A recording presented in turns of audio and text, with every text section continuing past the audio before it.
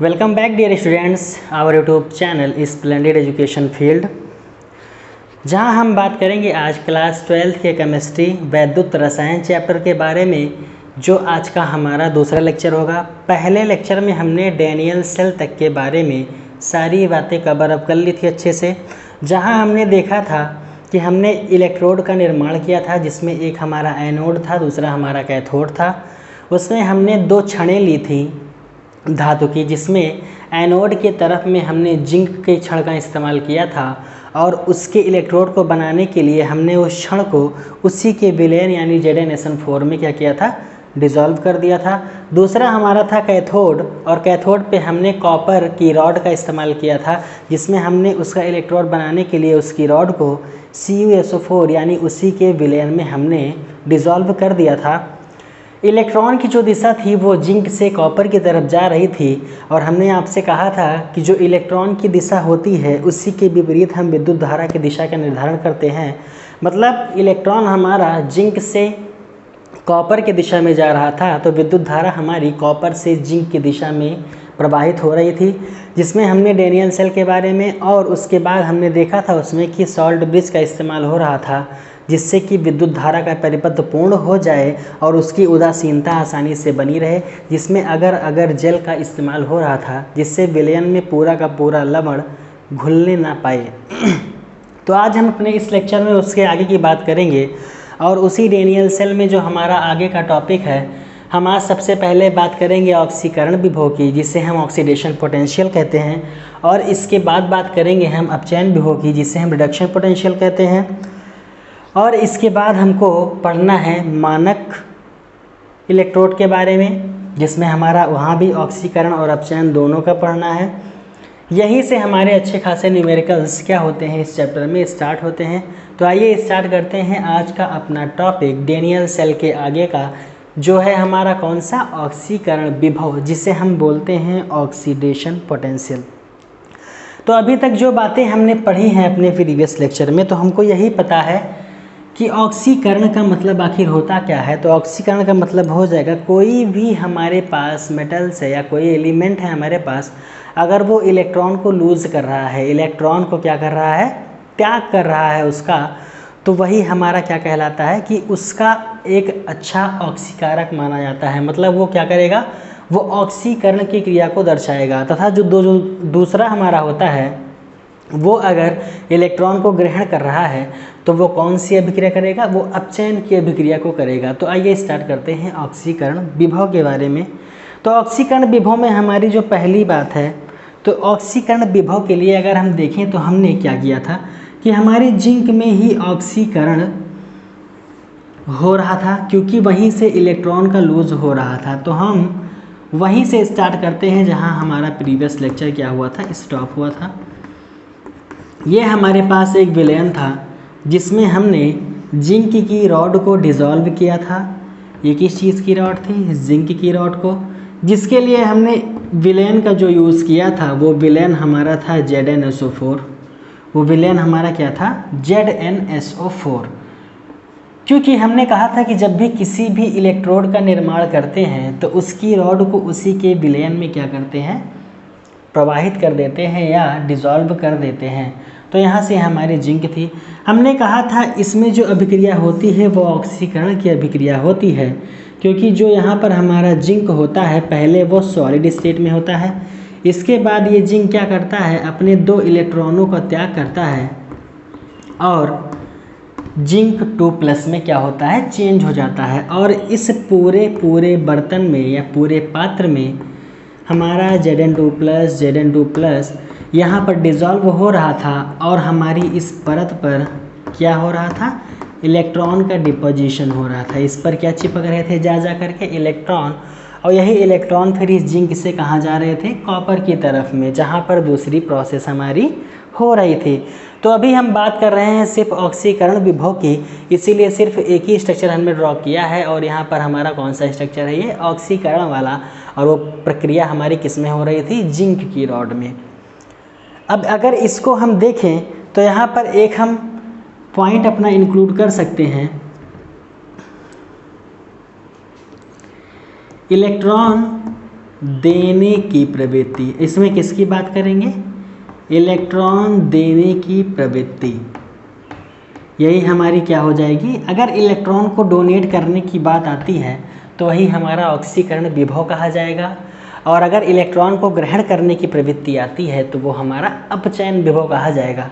तो अपचयन विभव पढ़ेंगे इसके बाद, पहले किसकी बात कर रहे हैं हम? ऑक्सीकरण विभव की। तो क्या हो जाएगा हमारा? इलेक्ट्रॉन देने की प्रवृत्ति क्या होगी हमारी? ऑक्सीकरण विभव। और इस ऑक्सीकरण विभव को हम एक दूसरे ढंग से भी प्रदर्शित कर सकते हैं, जिससे पता चलेगा कि हाँ यहाँ पर ये ऑक्सीडेशन की बात कर रहा है कि रिडक्शन की। इंग्लिश में क्या बोलते हैं इसको? ऑक्सीडेशन।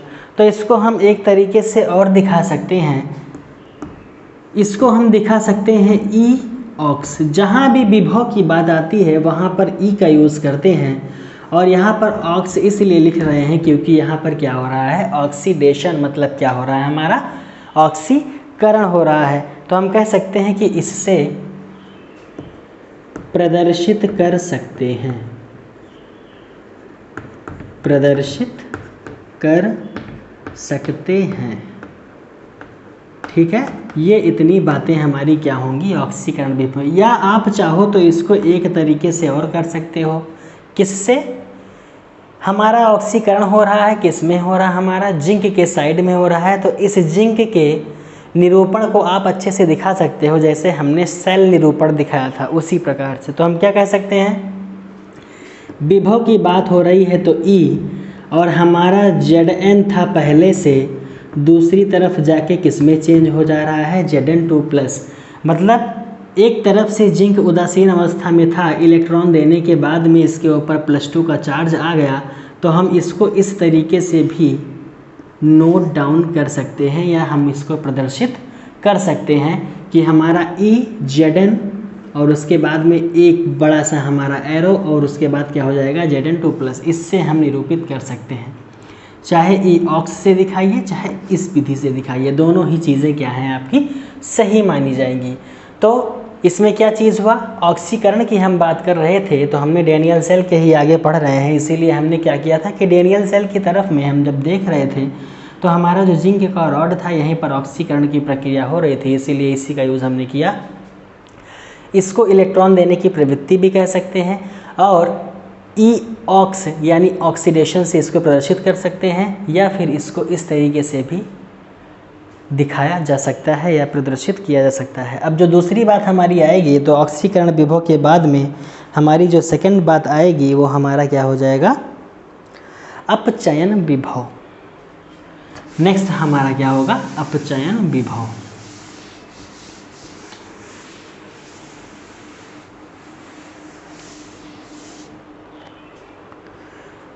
सेकंड हमारी जो दूसरी इसमें हेडिंग है वो हमारी क्या है? अपचयन विभव, जिसको हम लोग बोलते हैं रिडक्शन पोटेंशियल। क्या बोलते हैं? Reduction potential. तो जो प्रोसेस हमारी जिंक के साथ में हुई, उसी को हम अगर कॉपर के तरह दिखाएं तो हमारा क्या हो जाएगा? अपचयन विभव हो जाएगा। मतलब ऑक्सीकरण की जस्ट रिवर्स प्रोसेस को हम कह सकते हैं क्या? अपचयन। और इस अपचयन में विभव के रूपांतरण के लिए हम ई का इस्तेमाल करते हैं, तो हमारा क्या हो जाएगा? अपचयन विभव। अगर यहाँ पर हम बात करें तो हमारा यहाँ पर विलयन क्या इस्तेमाल किया गया था? जो एनोड की तरफ हम ले रखे थे, तो एनोड की तरफ में हमने जिस रॉड का इस्तेमाल किया था वो रॉड हमारी क्या थी? कॉपर की। और हमने इसको डिज़ोल्व किया था कॉपर के ही विलयन में, क्योंकि आपको हमने बताया है कि जिस प्रकार का इलेक्ट्रोड बनाना हो उसी के विलयन में हम इसको डिज़ोल्व कर देते हैं। तो ये हमारा क्या हो जाएगा? CuSO4 का विलयन, जहाँ पर हमारा Cu और SO4 Cu+2 के फॉर्म में टूट रहा था, SO4 क्या हो रहा था? माइनस माइनस के फॉर्म में। और ये Cu2+, या कह सकते हैं ये Cu आकर के डिपॉजिट कहाँ हो रहा था? इस रॉड पर, जहाँ क्या बन रहा था? Cu2+, Cu2+, ऐसे। क्यों? क्योंकि जब जिंक की रॉड की तरफ से इलेक्ट्रॉन का प्रवाह हो रहा था कॉपर के साइड में, तो यही कॉपर इलेक्ट्रॉन को ग्रहण करने का काम कर रहा था। और इलेक्ट्रॉन को जब ये ग्रहण कर रहा था तो विद्युत धारा का प्रवाह कॉपर के ही विपरीत दिशा में हो रहा था। मतलब इलेक्ट्रॉन का प्रवाह जिंक से कॉपर की तरफ, तो विद्युत धारा का प्रवाह किधर हो जाएगा, कॉपर से जिंक की तरफ। क्योंकि जिस दिशा में इलेक्ट्रॉन फ्लो करते हैं उसी के जस्ट अपोजिट दिशा में हमारी क्या होती है, विद्युत धारा का प्रवाह होता है या विद्युत धारा प्रवाहित होती है।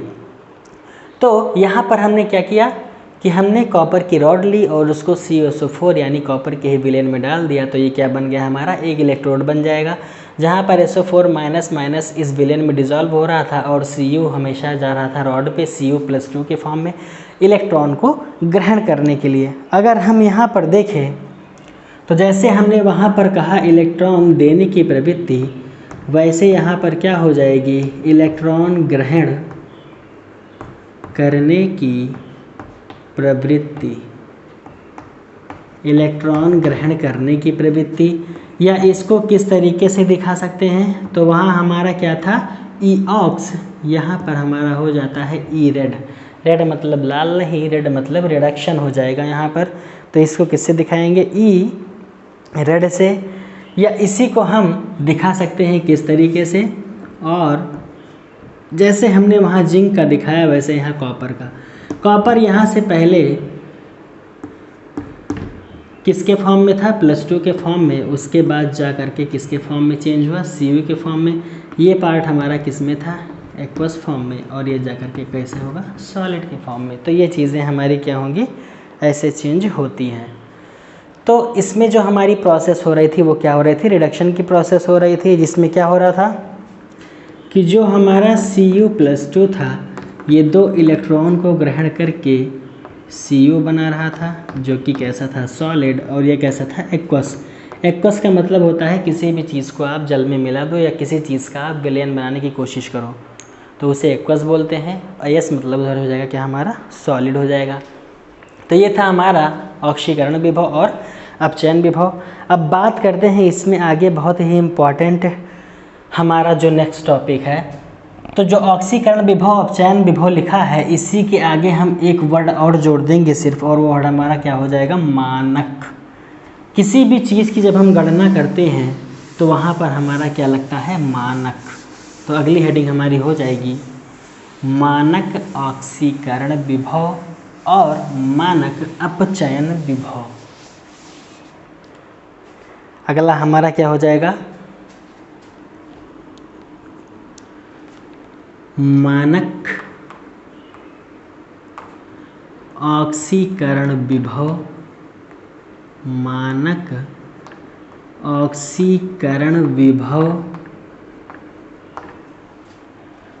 दूसरे साइड मानक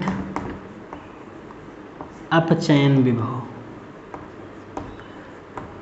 मानक ऑक्सीकरण विभव, मानक अपचयन विभव, ये 2 चीज़ें हमको पढ़नी है। अभी हमने सिर्फ क्या पढ़ा, ऑक्सीकरण विभव, अपचयन विभव। अब यहाँ पर क्या लग गया हमारा, मानक।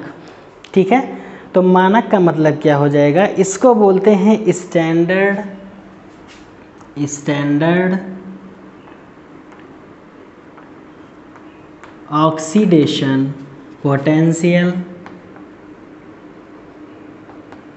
जिसको हम SOP कहते हैं, और इसको हम बोलते हैं स्टैंडर्ड रिडक्शन पोटेंशियल, जिसको हम SRP कहते हैं। बहुत ही इम्पॉर्टेंट टॉपिक है ये, यहाँ से न्यूमेरिकल की हमारी क्या होती है, स्टार्टिंग होती है, शुरुआत होती है। तो देखते हैं मानक ऑक्सीकरण विभव और मानक अपचयन विभव हमारा क्या होता है। तो अभी अभी हमने बात की, क्या बात की,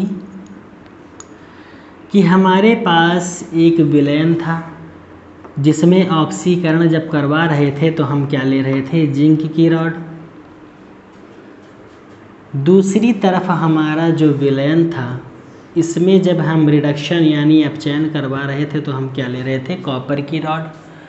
जिंक की रॉड को इलेक्ट्रोड बनाने के लिए उसी के विलयन ZnSO4 में हमने डिज़ोल्व कर दिया। कॉपर के इलेक्ट्रोड को बनाने के लिए हमने कॉपर को उसी के विलयन CuSO4 में डिज़ोल्व कर दिया। ये इतनी बातें हम बहुत पहले से पढ़ते आ रहे हैं, इतनी बातें क्लियर। अब यहाँ पर क्या होता है कि जो हमारा जिंक था ये फर्दर बन रहा था Zn2+ और साथ में ये 2 इलेक्ट्रॉन को लूज़ कर रहा था जो कहाँ जा रहे थे, इस रॉड के ऊपर।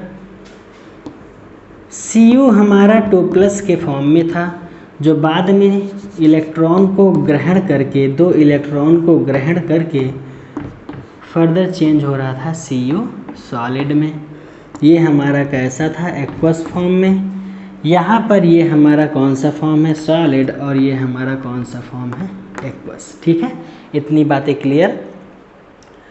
अब यहाँ पर ये तो फिर से हो गया भाई ऑक्सीकरण विभव और हमारा अपचयन विभव। बात आ रही है मानक की, तो मानक का मतलब क्या होगा। देखिए, मानक का मतलब होता है स्टैंडर्ड, इसको इंग्लिश में बोलते हैं। इसका मतलब होता है कोई भी आप एक कंडीशन अप्लाई कर दो इस ऑक्सीकरण विभव और इस अपचयन विभव पर, तो वही हमारा मानक ऑक्सीकरण विभव और मानक अपचयन विभव बन जाता है। क्या कहा हमने, किसी भी कंडीशन को इस पे अप्लाई कर दीजिए, किसी कंडीशन को इस पर अप्लाई कर दीजिए, और जब वो कंडीशन आपकी लग जाएगी इसमें, तो वही हमारा मानक ऑक्सीकरण विभव हो जाएगा और मानक अपचयन विभव हो जाएगा। अब वो कंडीशन आखिर होती क्या है, देखिए। तो बात करेंगे पहले हम ऑक्सीकरण विभव की। तो यहाँ पर जो ZnSO4 हमारा सॉल्यूशन लिया गया है, इसमें हम एक कंडीशन लगाते हैं कि इसका जो कंसंट्रेशन है या इसकी जो सांद्रता है वो कितनी लेंगे हम, 1 मोल।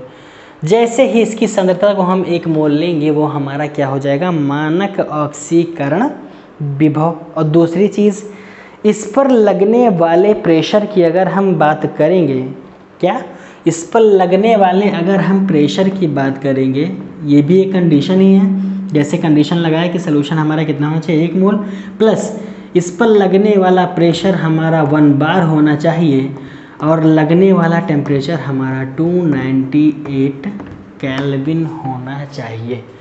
जैसे ही ये तीनों कंडीशंस अप्लाई होती हैं, तुरंत ही वो ऑक्सीकरण विभव हमारा क्या बन जाता है, मानक ऑक्सीकरण विभव। सेम एज वैसे इधर भी अप्लाई होगा।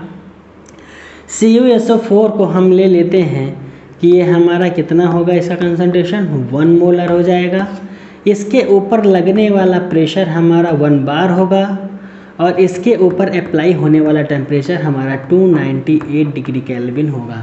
जैसे ही ये कंडीशन दोनों तरफ अप्लाई होगी, उसके आगे एक वर्ड और जुड़ जाएगा और वर्ड हमारा क्या है, मानक, जिसे हम बोलते हैं स्टैंडर्ड।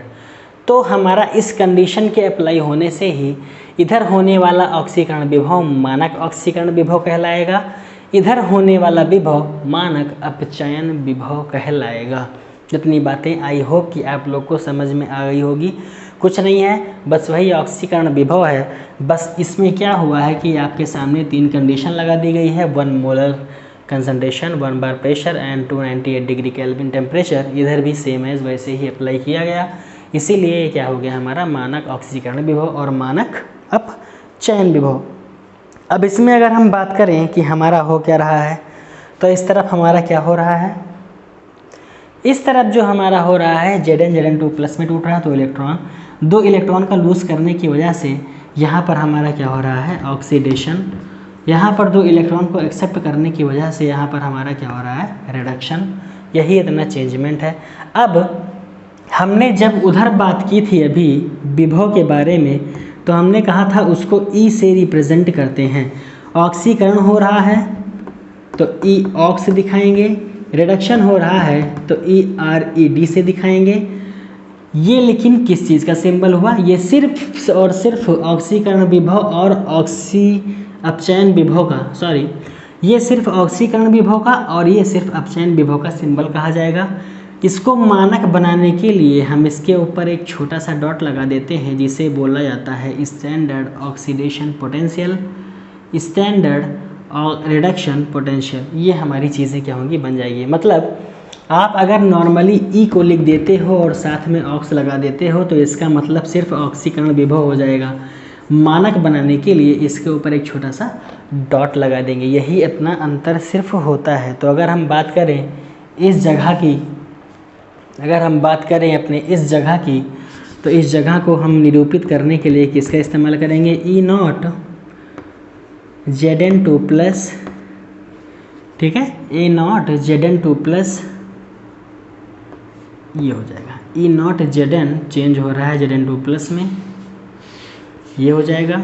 इधर क्या हो जाएगा, ई नॉट Cu2 प्लस, चेंज हो रहा है किसमें, Cu में। ऐसे भी आप डिनोट कर सकते हो, या ई नॉट ऑक्सीडेशन, इधर क्या हो जाएगा, ई नॉट रिडक्शन। ऐसे भी आप इसको प्रदर्शित कर सकते हो, दर्शा सकते हो, ठीक है। अब अगर इस टॉपिक के आगे की बात करें तो पहले इस चीज़ को एक बार फिर से रिवाइज करके देखते हैं। आप लोग एक बार गेस करके बताना कि कौन सा प्रोसेस क्या चीज़ है, ठीक है। तो आगे हम इसमें बढ़ने से पहले एक बार अपने सामने एक छोटी सी 4 इक्वेशन बनाते हैं और उस चारों इक्वेशन को देख के बताना है कि आखिर में इस चीज़ में कौन सी प्रोसेस हमारी हो रही है। फर्स्ट हमारी है ई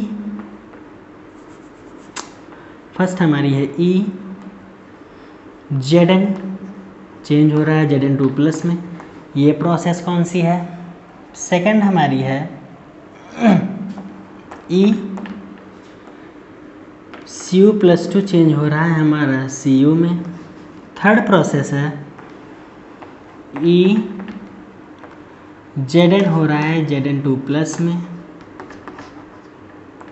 last E not Cu2 plus, change हो रहा है Cu में। चारों प्रोसेस को एक बार देख के कंफर्म कीजिएगा कि किसमें कौन सी प्रोसेस है या कौन सी प्रोसेस इसमें हो रही है। तो इसके बारे में कैसे पता लगाएंगे हम लोग। अभी हमने बात की, सिर्फ 2 हेडिंग्स हमने डिस्कस की है, क्या, एक ऑक्सीकरण विभव और अपचयन विभव, एक मानक ऑक्सीकरण विभव, मानक अपचयन विभव। उसी चीज़ का इक्वेशन एक छोटा सा है यहाँ पर, सिर्फ आपको देख के बताना है निरूपित किस चीज़ को कर रहा है। तो देखिए ये हमारा है ई Zn, चेंज हो रहा है Zn2 प्लस में। Zn कब चेंज होता है Zn2 प्लस में, जब 2 इलेक्ट्रॉन का लूज कर देगा तभी। और इलेक्ट्रॉन को लूज करने की टेंडेंसी क्या कहलाती है हमारी, ऑक्सीडेशन, या कहते हैं ऑक्सीकरण। तो अगर इलेक्ट्रॉन को लूज कर रहा है तो ये तो हमें पता लग गया कि यहाँ पर क्या हो रहा है, ऑक्सीकरण।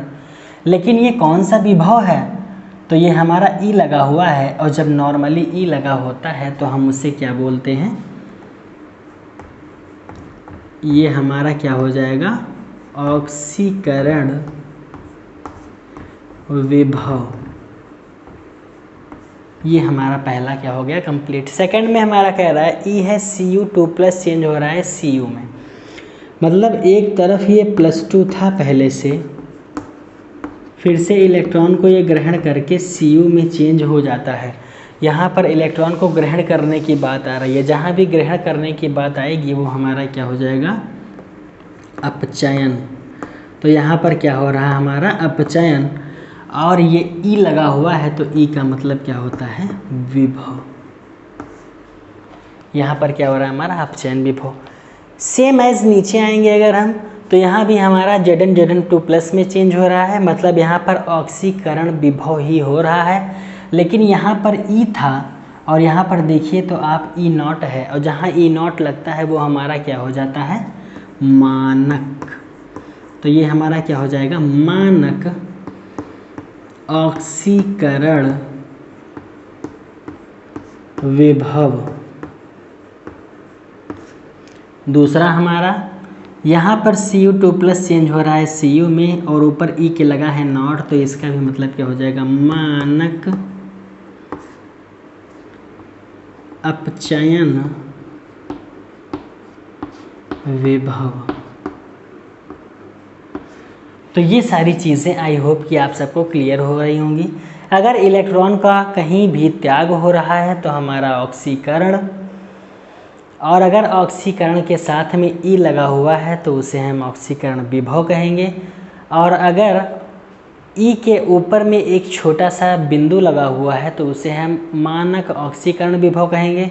इसी का जस्ट अपोजिट अगर इलेक्ट्रॉन को एक्सेप्ट किया जा रहा है, ग्रहण किया जा रहा है, तो उसे हम क्या कहेंगे? अपचयन विभव। लेकिन अगर उस ई के ऊपर में नॉट लगा हुआ है तो उसे हम क्या कहेंगे? मानक अपचयन विभव। ठीक है, ये इतनी चीज़ें हमारी हो गई। अब इसके बाद हमारा जो नेक्स्ट टॉपिक आता है उस टॉपिक का नाम है सेल विभव। कैसे किसी सेल के विभव को हम ज्ञात करते हैं उस चीज़ के बारे में। बहुत ही अच्छा और इम्पॉर्टेंट टॉपिक है ये। बस अच्छे से आप अपने माइंड का यूज़ करके पढ़ते रहिए, टॉपिक आराम से कवर हो जाएगा। अगली हेडिंग जो हमारी आती है वो आती है सेल विभव। क्या है हमारा? सेल विभव। बहुत ही प्यारा और इम्पॉर्टेंट टॉपिक है जिसे हम लोग क्या बोलते हैं? Cell potential. क्या बोलते हैं इसको? Cell potential. किसी सेल के ऊपर कितना विभव है उस चीज़ के बारे में जब जानकारी में पता लगता है हमको तो वही हमारा क्या कहलाता है? सेल विभव। ठीक है, इसके लिए परिभाषा की आवश्यकता आपकी क्या है? सिर्फ इतनी कि हमारे पास दो पार्ट मिलेंगे, एक एनोडिक पार्ट, एक कैथोडिक। यानी एक एनोड होगा, दूसरा हमारा कैथोड होगा। ठीक है, दोनों पार्ट को आपस में जोड़ेंगे और जोड़ने के बाद में उसके ऊपर इंडिकेशन यानी चार्ज का इंडिकेशन, यानी कितना चार्ज उन दोनों की वजह से हो रहा है, उसी चीज़ के बारे में जब पता लगाते हैं तो उसे बोलते हैं हम लोग सेल विभव। यानी हमारे किसी भी प्रकार के सेल पर कितना विभव है, किस प्रकार का विभव है, इसके बारे में जानकारी जहाँ से लेते हैं वही हमारा क्या है? सेल विभव। तो इसके लिए क्या करेंगे? पहले पुराना स्ट्रक्चर अपना वही, एक बीकर हमारा ये, एक बीकर हमारा ये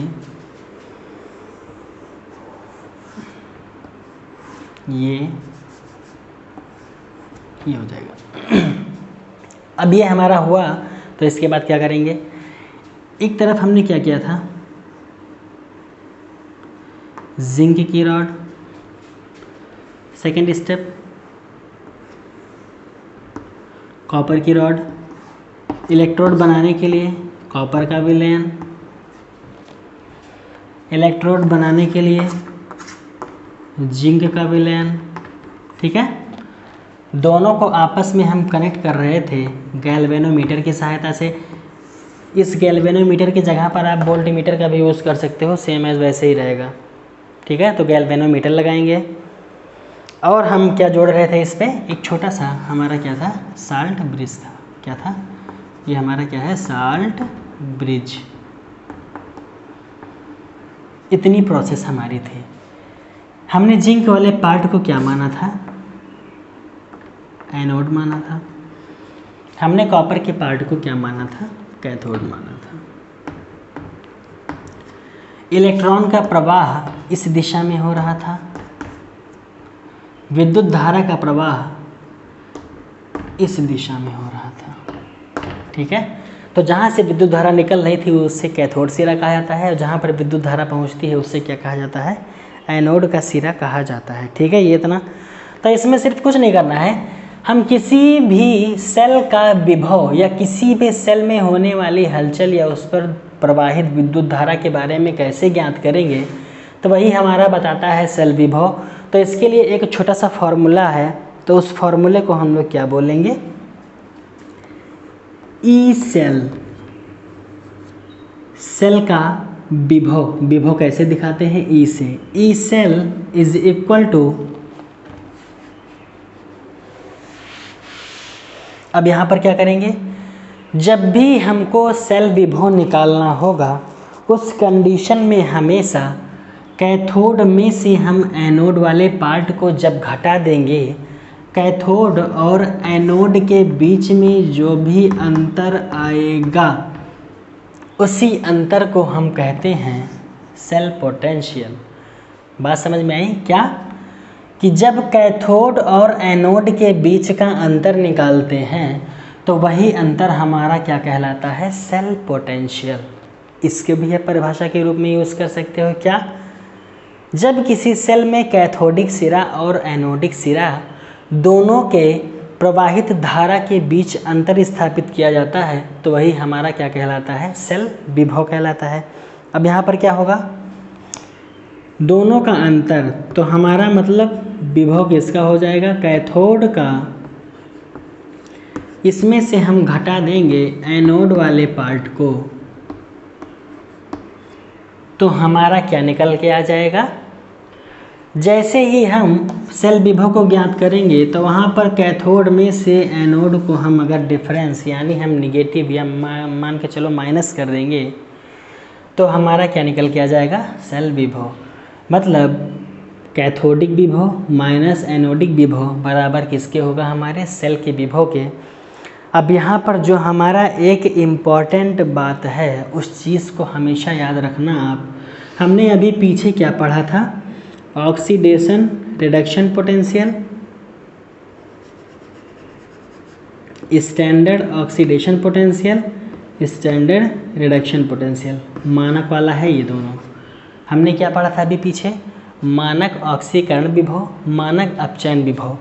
तो जो ये फॉर्मूला ऑलवेज अप्लाई होता है, ये हमेशा अप्लाई होता है सिर्फ और सिर्फ SRP के लिए। ये भी किसके लिए होगा, SRP के लिए। SRP का मतलब हो जाएगा मानक अपचयन विभव। हमेशा यहाँ पर जब भी हम घटाएंगे इस चीज़ को ई सेल निकालने के लिए तो हमेशा वहाँ पर अपचयन की प्रोसेस लेंगे। इस चीज़ का ध्यान रखना हमेशा आप कि हमेशा अपचयन का ही हम यूज़ करेंगे, कभी भी ऑक्सीकरण का यूज़ नहीं करेंगे दोनों जगह पर, चाहे वो कैथोड होगा चाहे वो एनोड होगा। अब आपके मन में एक सवाल उठ रहा होगा कि कैथोड एनोड तो अलग अलग हैं, तो कैसे हम दोनों जगह पर अपचयन लेंगे। जी हाँ, तो इसके लिए क्या करेंगे कि देखिए, जैसे हमारा यहाँ पर क्या है, ई कैथोड, कैथोड का हमारा कौन सा सिरा हो गया, ये वाला। तो इधर तो अपचयन हो रहा है, जाहिर सी बात है, तो आप आसानी से वैल्यू रख सकते हो। इधर है एनोड, एनोड हमारा किधर हो रहा है, इस साइड में, और एनोड में हमेशा क्या होता है, ऑक्सीकरण। एनोड के साइड में क्या हो रहा है, ऑक्सीकरण। लेकिन हम क्या कह रहे हैं कि वैल्यू रखेंगे किसकी, अपचयन की। तो कैसे रखोगे आप, जो भी ऑक्सीकरण की वैल्यू इस एनोड के लिए दी होगी तो इस ऑक्सीकरण के लिए इस एनोड की वैल्यू को हम साइन में चेंज कर देंगे। मतलब अगर पॉजिटिव दिया है तो निगेटिव लगा देंगे, निगेटिव दिया है तो पॉजिटिव लगा देंगे। जैसे ही साइन को चेंज करेंगे वैसे ही हमारा ऑक्सीकरण की जगह क्या हो जाएगा, वो अपचयन हो जाएगा। इसीलिए दोनों जगह किसका यूज़ करते हैं हम, अपचयन का। सिर्फ अपचयन करने के लिए आपको जो हमारा एनोडिक सिरा है, एनोड का सिरा है, इधर होता है ऑक्सीकरण, तो उस ऑक्सीकरण को हटाने के लिए इस पे जो वैल्यू दी होगी उसके साइन को हम चेंज कर देंगे, और जैसे ही चेंज करेंगे तो वो हमारी किस में आ जाएगी, अपचयन में आ जाएगी। तो वैसे हम इसको रख सकते हैं। बस एक ही चीज़ का ध्यान रखना कि चाहे हमारा कैथोड का विभव हो या एनोड का विभव हो, दोनों जगह हमेशा मानक अपचयन विभव का ही यूज़ करेंगे, कभी भी ऑक्सीकरण का यूज़ नहीं करेंगे। तो ये सारी चीज़ें, इस बात को एक छोटे से नोट में आप लोग नोट डाउन भी कर लीजिए, एक छोटा सा नोट बना लीजिए। आइए, हमने क्या बोला अभी कि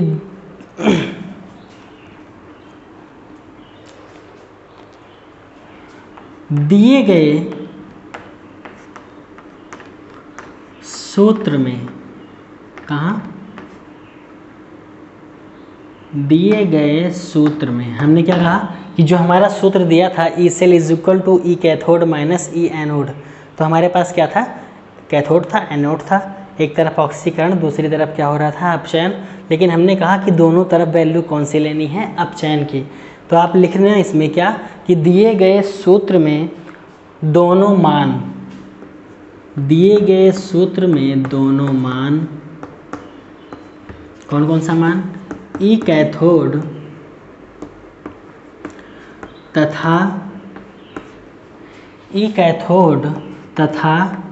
ई एनोड, दो ही मान हमारे पास थे। कौन कौन से, दिए गए सूत्र में दोनों मान ई कैथोड तथा ई एनोड में अपचयन विभव ही लिया जाता है। में अपचयन विभव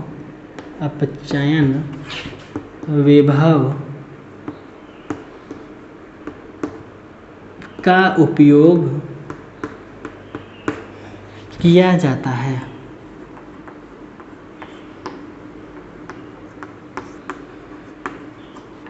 ठीक है, यही चीज़ है हमारा क्या कि दिए गए सूत्र में दोनों मान ई कैथोड तथा ई एनोड में अपचयन विभव का उपयोग किया जाता है। इसीलिए हमारा क्या निकल के आता है, E cell is equal to E cathode minus E anode, जहाँ पर क्या हो जाएगा, ई कैथोड में भी हम मान लेंगे मानक अपचयन विभव का, और ई एनोड में भी हम लेंगे मानक अपचयन विभव का। ऑक्सीकरण का यूज़ यहाँ पर कभी नहीं होगा। जितने भी क्वेश्चंस लगेंगे इस चैप्टर में सब जगह ये बातें लागू होगी। तो इस बात को आप गांठ बांध लीजिए कि जब भी हम ई कैथोड और ई एनोड का डिफरेंस निकालेंगे सेल विभव निकालने के लिए, तो हर जगह पर सिर्फ मानक अपचयन विभव का इस्तेमाल होगा। कभी भी बात नहीं आएगी यहाँ पर मानक ऑक्सीकरण विभव की। ठीक है, तो आइए एक छोटा सा क्वेश्चन लेकर के सॉल्व करते हैं इस चीज़ को, और उसी के साथ में ये क्वेश्चन आइए देखते हैं कैसे सॉल्व होगा। ये क्वेश्चन भी इसी सेल विभव से रिलेटेड है। ठीक है, ये क्वेश्चन आप लोग के बुक में दिया होगा। तो क्वेश्चन है हमारा, दिया है डैनियल सेल के लिए।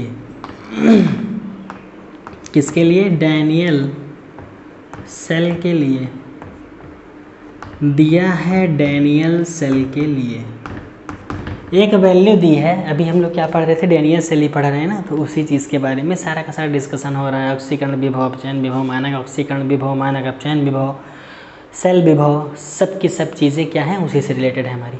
तो यहाँ पर एक क्वेश्चन हमारे पास है कि दिया है डैनियल सेल के लिए, क्या दिया है, एक तरफ हमारा क्या था डैनियल सेल में, जिंक चेंज हो रहा था Zn2+ में, दूसरे तरफ हमारा क्या था, कॉपर 2+, क्या बन रहा था, कॉपर, मतलब जिंक से 2+ हो रहा है, कॉपर 2+ से कॉपर हो रहा है, मतलब यहाँ पर क्या हो रहा है, ऑक्सीडेशन, और यहाँ पर क्या हो रहा है, रिडक्शन है। तो डैनियल सेल में दो ही सिरा था, एक ऑक्सीडेशन का, एक रिडक्शन का, एक तरफ जिंक, एक तरफ कॉपर, एक तरफ एनोड, एक तरफ कैथोड। तो इसके लिए हमारा जो वैल्यू दे रखा था क्वेश्चन में, इसकी वैल्यू दे रखा है 0.76 वोल्ट, और इसकी वैल्यू दे रखा है 0.34 वोल्ट। आप लोग के बुक में क्वेश्चन होगा मे बी, कह रहा है कि दिया है डैनियल सेल के लिए E nought Zn2+ is equal to 0.76 volt और E copper 2+ to copper 0.34 volt. तो यहाँ पर हमको क्या निकालना है, कह रहा है ई सेल की गणना कीजिए, ई सेल की गणना कीजिए, ई सेल की गणना कीजिए। अब यही क्वेश्चन है हमारा कि हमको क्या निकालना है, ई सेल। ई सेल का मतलब क्या होता है भैया हमारा, ई सेल का मतलब हमारा हो जाता है सेल पोटेंशियल, यानी सेल विभव। हमको किस चीज़ की गणना करनी है, हमको सेल विभव निकालना है। तो यहाँ से हम एक चीज़ ये कह सकते हैं कि यहाँ पर भी ई नॉट दे रखा है, यहाँ पर भी ई नॉट दे रखा है, और ई नॉट का मतलब होता है कि ये वैल्यू हमारी क्या है, मानक। कौन सी वैल्यू है ये, जब भी ई नॉट लगता है तो आगे कौन सा शब्द जुड़ जाता है, मानक। यहाँ पर Zn चेंज हो रहा है Zn2+ में, मतलब हो रहा है ऑक्सीकरण, तो ये हमारा क्या हो जाएगा, मानक ऑक्सीकरण विभव। इस जगह पर कॉपर 2+ चेंज हो रहा था कॉपर में, तो ये हो जाएगा मानक अपचयन विभव। इतनी बातें आई होप कि आप लोग को समझ में आ गई होगी। यहाँ पर हो रहा था ऑक्सीकरण, यहाँ पर हो रहा था अपचयन। यहाँ पर E0 लगा है तो हो जाएगा मानक ऑक्सीकरण विभव, यहाँ पर E0 लगा है तो हो जाएगा मानक अपचयन विभव। हमको निकालना क्या है, ई सेल की गणना करनी है, यानी क्या हो जाएगा, ई सेल यानी सेल विभव की हमको क्या करनी है, गणना। अभी हमने आपको फॉर्मूला लिखवाया कि ई सेल बराबर होता है E0 of cathode minus E0 of anode. क्या है हमारा, कैथोड और एनोड के बीच के अंतर को हम लोग क्या बोलते हैं, सेल विभव। इसी फॉर्मूले में आपको वैल्यू पुट करनी है, तो बहुत इजी सा है, ठीक है। यहाँ से ई सेल हमारा क्या हो जाएगा, ई कैथोड। अब कैथोड और एनोड कैसे पता चलेगा, डैनियल सेल में आइए, फटाक से जाइए कहाँ, पीछे अपने डैनियल सेल में।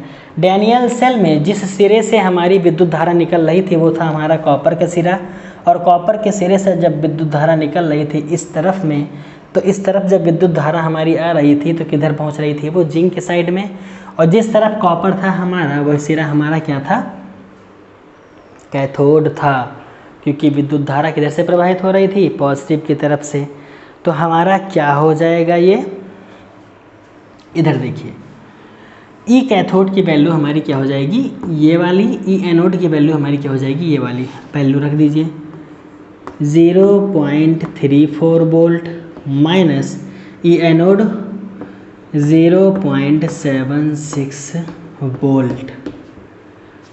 ठीक, ये हमारी वैल्यू आ गई। आप जब इसको माइनस करोगे तो ई सेल हमारा क्या हो जाएगा, इधर से इसको घटाइए क्योंकि बड़ी वैल्यू ये है। 6 में से 4 गया कितना हो जाएगा 2, 7 में से 3 गया कितना बचेगा 4। ये हमारा क्या आ जाएगा 0 पॉइंट, किस में आएगी, ये निगेटिव में, और ये हमारा क्या हो जाएगा वोल्ट। ये हमारा क्या हो जाएगा आंसर, जो कि है पूरे तरीके से क्या रॉन्ग। कैसे रॉन्ग है, हमने अभी आपको बताया थोड़ी देर पहले कि चाहे हम ई कैथोड की बात करेंगे चाहे ई एनोड की बात करेंगे, दोनों जगह मान किसका रखा जाएगा, तो दोनों जगह मान रखा जाएगा हमेशा मानक अपचयन विभव का। किसका, SRP का। दोनों जगह मान किसका रखा जाएगा, SRP का, मानक अपचयन विभव का। तो एक बात तो समझ में आती है कि इसकी वैल्यू हमने रखी तो मानक अपचयन विभव ही ठीक है, लेकिन जो ऊपर की वैल्यू हमने ये रखी 0.76, ये तो ऑक्सीकरण विभव की वैल्यू है और हमको रखने किस चीज़ की है, अपचयन विभव की। तो सरासर ये हमारा क्वेश्चन क्या हो जाएगा, रॉन्ग हो जाएगा। ये आंसर हमारा क्या होगा, गलत होगा। तो इसके लिए क्या करेंगे हम, वो भी बातें हमने अभी आपको बताई थी। हमने कहा था कि जब किसी ऑक्सीकरण की वैल्यू को अपचयन बनाना हो तो उसकी जगह पर जो उसका मान या जो उसकी वैल्यू दी रहेगी उसके साइन को आप चेंज कर दोगे तो हमारा ऑक्सीकरण से क्या हो जाएगा, वो अपचयन, यानी जस्ट इसका अपोजिट। तो ये वैल्यू किस में आप रख दोगे, निगेटिव में। ठीक है, यहाँ मत रखिए, नहीं कन्फ्यूज़न हो जाएगा क्योंकि ये क्वेश्चन है। ठीक, तो आइए लगाते हैं। तो यहाँ से ई सेल हमारा क्या हो जाएगा, ई कैथोड की वैल्यू हमारी क्या है, same as 0.34 minus E anode की वैल्यू हमारी क्या हो जाएगी 0.76, लेकिन इसको किस में रखेंगे, निगेटिव में, क्योंकि हमको बनाना है अपचयन और ये दे रखा है ऑक्सीकरण। जैसे ही साइन को चेंज करेंगे वो हो जाएगा अपचयन। माइनस और माइनस क्या हो जाएगा हमारा, प्लस हो जाएगा। तो यहाँ से ई सेल की वैल्यू हमारी आ जाएगी 1.1 वोल्ट। ये हमारा क्या हो जाएगा आंसर। तो ये बहुत ही इजी सा क्वेश्चन था, लेकिन बच्चे यहाँ पर प्लस और माइनस में क्या कर देंगे, गलती कर देंगे। इसीलिए आप लोग को हमने बताया कि जब कभी भी इस फॉर्मूले का यूज़, देखिए पूरे चैप्टर में फॉर्मूले का यूज़ होना है, क्योंकि सेल विभव जब आप निकालोगे उसी के बाद आप सारा का सारा क्वेश्चन पुटअप कर पाओगे। तो सेल विभव निकालने के लिए दोनों जगह, चाहे वो ई कैथोड हो चाहे आपका ई एनोड हो, चाहे वो कैथोड का सिरा हो चाहे एनोड का सिरा हो, दोनों जगह हमेशा अपचयन वाली वैल्यू को हम रखेंगे। ठीक है, अब हमारा ऑक्सीकरण का वैल्यू दे रखा है यहाँ पर, माफ़ कीजिएगा, अपचयन का वैल्यू दे रखा है 0.34, तो हमने उसको ऐसे ही रख दिया क्योंकि हमारा क्या था, मानक अपचयन विभव। हमको लेना क्या है, मानक अपचयन विभव दोनों जगह। दूसरी वैल्यू हमारी थी ए एनोड की। एनोड हमारा जो होता है वहाँ पर हो रहा था ऑक्सीकरण, लेकिन हमको वैल्यू रखनी है अपचयन की, इसीलिए हमने इसके साइन को पॉजिटिव था तो हमने इसको चेंज कर दिया नेगेटिव में। जैसे ही नेगेटिव में चेंज किया ये तुरंत क्या बन जाएगा, मानक अपचयन विभव। ये माइनस और माइनस प्लस हो जाएगा तो हमारा आ जाएगा 1.1 वोल्ट, यानी सेल विभव हमारा कितना है, 1.1 वोल्ट।